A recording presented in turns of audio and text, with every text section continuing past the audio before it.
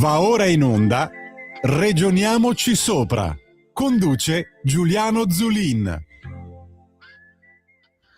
Buongiorno amici, Regioniamoci Sopra, Giuliano Zulin qui su Radio Libertà per parlare dei temi a noi cari, ovvero l'autonomia, il federalismo, le riforme, quelle vere, non quelle a parole che porta avanti per esempio il centro-sinistra da decenni, che non hanno mai migliorato non solo il sistema Italia, ma anche i servizi ai cittadini, banalmente, anche perché quelle poche che sono state fatte, diciamo, non sono state capite, ma soprattutto erano farraginose, burocratiche, non portavano a nulla.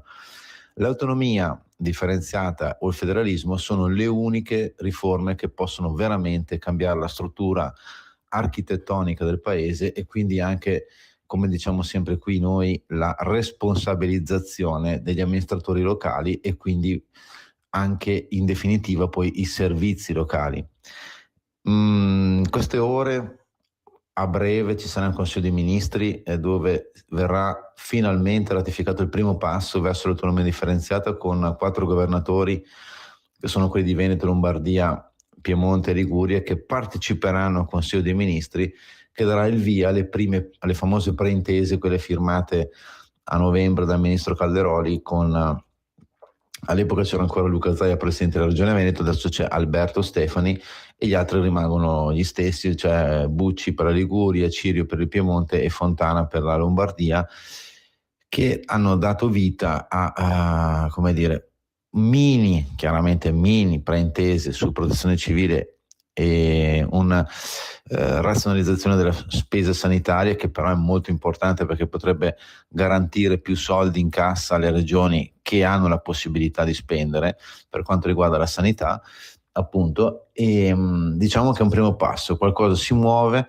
Dopo anni e anni di attesa, forse qualcosa si muove, ma anche perché, diciamola tutta, sul fronte sanitario, di cui abbiamo parlato spesso qui a Ragioniamoci Sopra, c'è veramente un problema, nel senso che il problema deriva proprio dall'architettura, dall'impostazione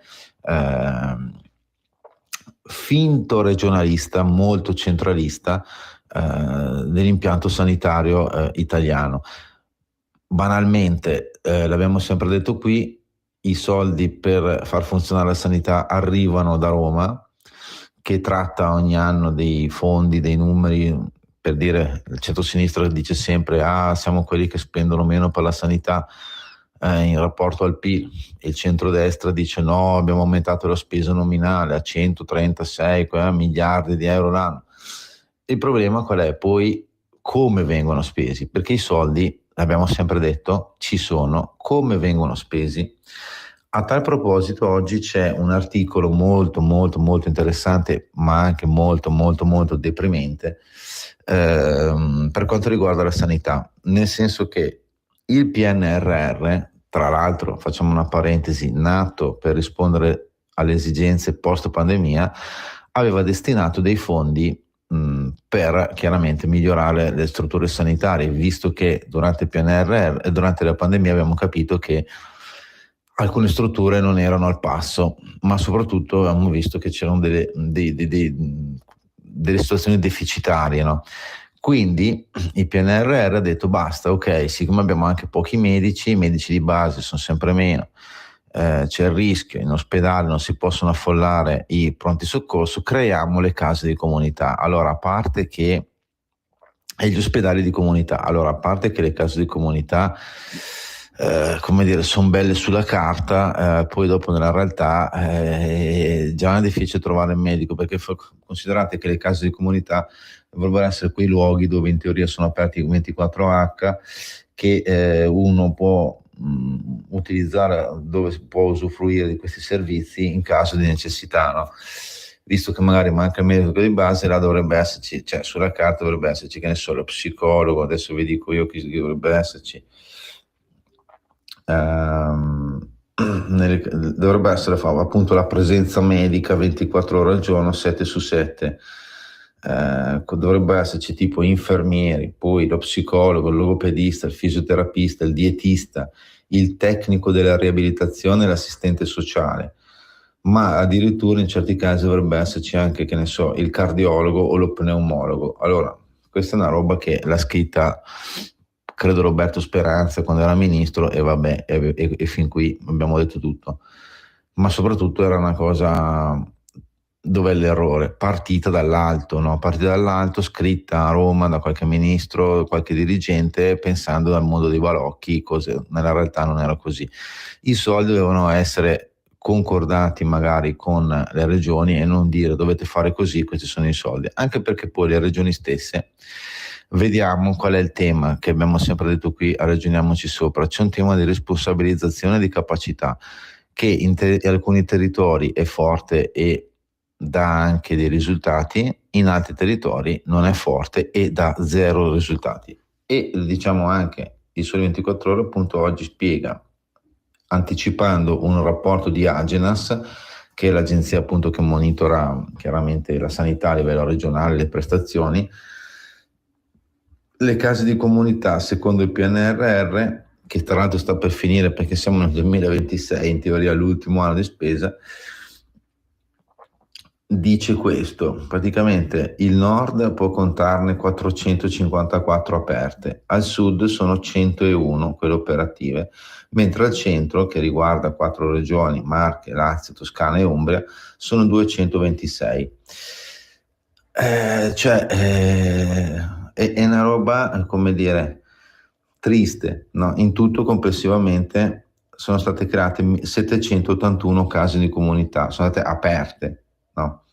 Appunto questi maxi ambulatori che in teoria sulla carta dovrebbero agevolare, aiutare i cittadini che hanno bisogno per andare a intasare i pronti soccorsi, no? Allora l'obiettivo è quello di aprirne 1038, mi pare, non vorrei dire un numero sbagliato, 1038 diciamo in tutta Italia, e però c'è un problema, no? Nel senso che siamo fermi complessivamente a livello italiano a 781, di questi 454 sono stati aperti, appunto, lo ripeto, al nord, 101 al sud. Allora qua non è che sia, quando uno dice ma serve in teoria poi i soldi c'erano, perché il PNRR destina 3 miliardi di investimenti, no? Sia per le case di comunità che per gli ospedali di comunità, perché per esempio anche gli ospedali di comunità sono 163 quelli aperti in tutta Italia, al nord ce ne sono 112 su 163, 23 soli al sud, 28 nel centro Italia. Complessivamente siamo quasi a 1000 strutture, 944, dicevo, case di comunità e ospedali di comunità, 566 sono al nord, 124 al meridione, ed è una roba, cioè, diciamo, si commentano da soli questi numeri, anche perché se poi andiamo a vedere, per esempio, c'è poi un tema di apertura ma anche di attivazione, cioè dire quanti servizi sono presenti, cioè sono tutti presenti. Allora prendiamo le case di comunità. In Abruzzo ne sono stati aperti due case di comunità con attive almeno un servizio. Quelle invece aperte, case di comunità con tutti i servizi, sono una. Ospedali di comunità aperti, attivi in Abruzzo sono 6. E vabbè, fin lì. Andiamo alla Basilicata. Allora, case di comunità attive con almeno un servizio, 0. Case di comunità attive con tutti i servizi, 0. Ospedali di comunità attivi, 0. Prendiamo un'altra regione, Calabria. Case di comunità attive con almeno un servizio, 2. Case di comunità attive con tutti i servizi, 0. Ospedali di comunità attivi, 1. Che non è adesso solo il sud, perché per esempio Bolzano, case di comunità attive con un servizio, 0. Case di comunità attive con tutti i servizi, 0. Ospedali di comunità attivi, 0. Prendiamo invece, facciamo un'ipotesi, un'altra regione a caso, che ne so, Lombardia. Allora, Lombardia, case di comunità attive con almeno un servizio, 150. Case di comunità attive con tutti i servizi, 22. ospedali di comunità attivi 30. Poco distante, diciamo, dalla Lombardia c'è l'Emilia Romagna, che ha 143 case di comunità attive con almeno un servizio, 15 case di comunità attive con tutti i servizi e 24 gli ospedali di comunità attivi. Il Veneto, per dire, primeggia magari sugli ospedali di comunità, perché per esempio le case di comunità attive con almeno un servizio sono 64, 3 quelle con tutti attivi i servizi, con tutti i servizi attivi, ben invece sono 47 gli ospedali di comunità attivi. Ribadiamo, lo diciamo, ripetiamo i numeri complessivamente: ci sono 781 case di comunità attive con almeno un servizio in Italia, di cui 454 al nord. 66 sono quelle, 50 sono quelle al nord attive con tutti i servizi e 112 gli ospedali di comunità attivi. Al sud abbiamo invece 101, di fatto un quinto, delle case di comunità attive con almeno un servizio, 5, solo 5 le case di comunità attive con tutti i servizi e 23 gli ospedali di comunità attivi. Ora, questi numeri qua cosa ci dicono? Ci dicono che è urgente, in maniera incredibile, aprire un tavolo di riforma vera, di responsabilizzazione, di dare risorse e dire: questi ragazzi vi bastano e dovete farne buon uso, altrimenti non so come, perché poi non so come uscire, anche perché il tema qua non è questione economica, i soldi ci sono, il PNRR, che sono debito pubblico, lo ricordo, che poi pagheremo fino al 2058. Qual è il tema? Che non è che i lavori non siano partiti al sud, però se poi non vanno eseguiti rimarranno le solite cattedrali nel deserto, come abbiamo visto in tanti casi. Allora di chi è la colpa? Certamente non dei governatori del nord, certamente non di chi vuole l'autonomia differenziata. Qua è un problema di capacità, responsabilizzazione dell'amministrazione pubblica, destra-sinistra, non stiamo a guardare, e quindi questo è il faro da accendere, che deve essere la guida, diciamo, la luce che deve farci riflettere su cosa serve veramente, perché qua non è un problema di, ripeto, risorse economiche mancante, qua è un problema di essere in grado di spendere i soldi e avere una programmazione, cosa che non c'è soprattutto in certe regioni, non perché magari l'amministratore non sia all'altezza, ma perché non si è mai fatta programmazione, perché tanto si sapeva che da Roma arrivava qualche soldo, tanto per tenere buona la gente, ma il risultato qual è? Che la forbice nord-sud sulla sanità, non dico che si allarga, si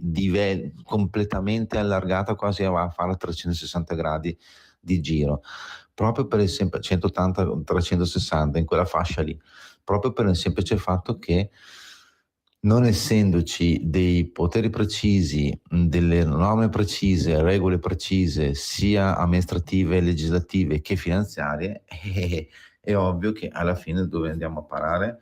Andiamo a parare che abbiamo messo dei soldi che non portano a niente, se non a divaricare le differenze nord-sud sulla questione sanitaria, e che poi andranno comunque poi a scapito di tutta Italia, perché chi non troverà i servizi presso vicino a casa sua, la casa di comunità, l'ospedale di comunità o il pronto soccorso intasato o certi reparti che non sono all'altezza, cosa farà? Andrà in altre regioni dove invece ci sono le case di comunità, gli ospedali di comunità, il pronto soccorso, come dire, più efficienti, i reparti operativi, e non risolviamo nessun problema, né a favore dei cittadini del nord né a favore dei cittadini del sud.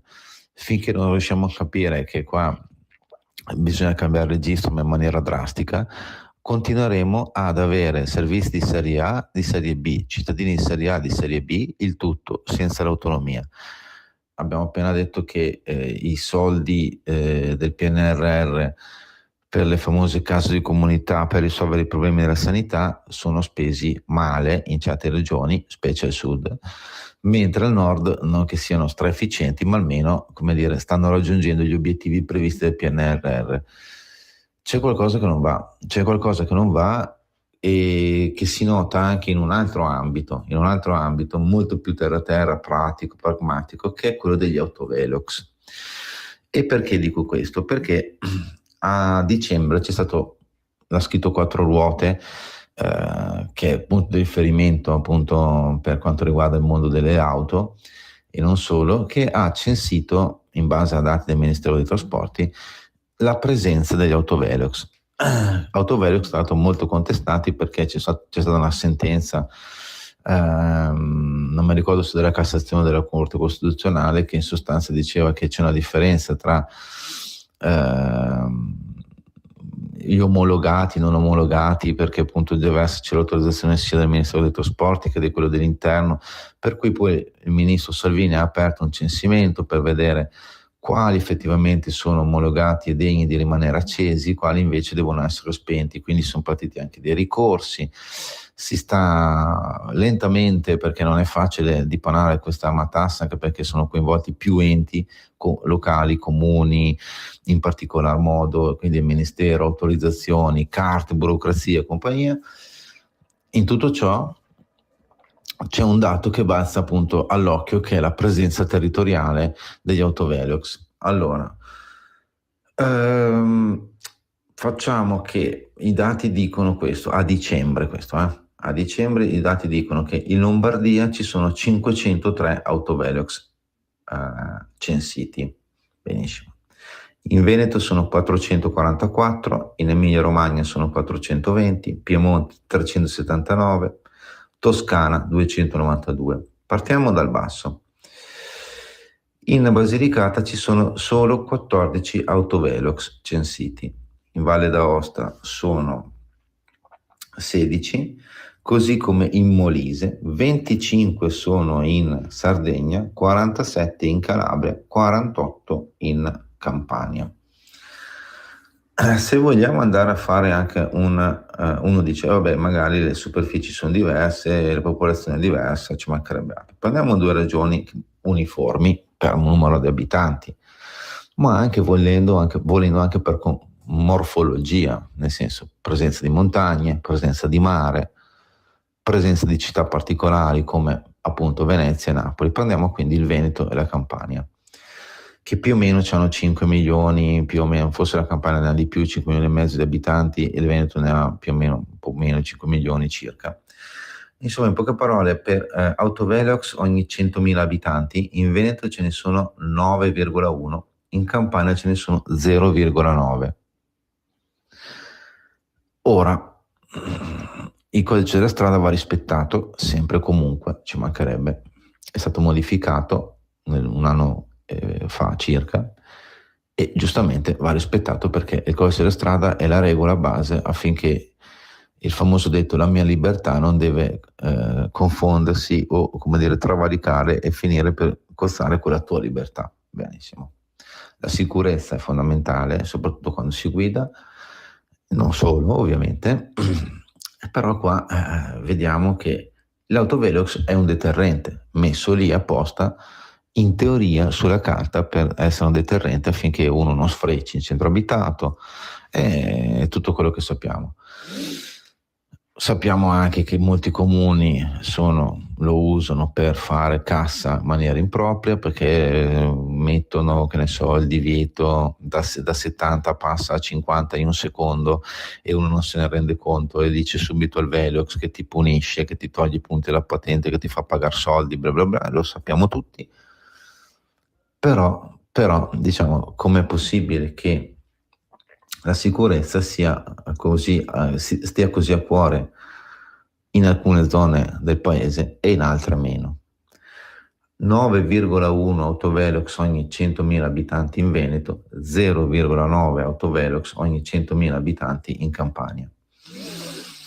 Sono numeri che lasciano un attimo, come dire, esterrefatti, ma per un semplice fatto, perché poi se andiamo a vedere, adesso per esempio il ministro Giorgetti ha aperto anche la rottamazione delle cartelle per quanto riguarda i comuni, arriveremo anche a quello, e notiamo noi che basta leggere, uno va su Google, digita serenamente, che per esempio il comune di Napoli, che è stato in predissesto e che ha ottenuto anche dei fondi pubblici per diciamo, rimanere in piedi dal governo Draghi 2022, non certo 140 anni fa, ma proprio recentemente, per buchi di bilancio, debiti dentro il bilancio, fuori il bilancio, insomma un po' di confusione, che però dava l'idea della gestione, una gestione che è frutto anche della scarsa riscossione.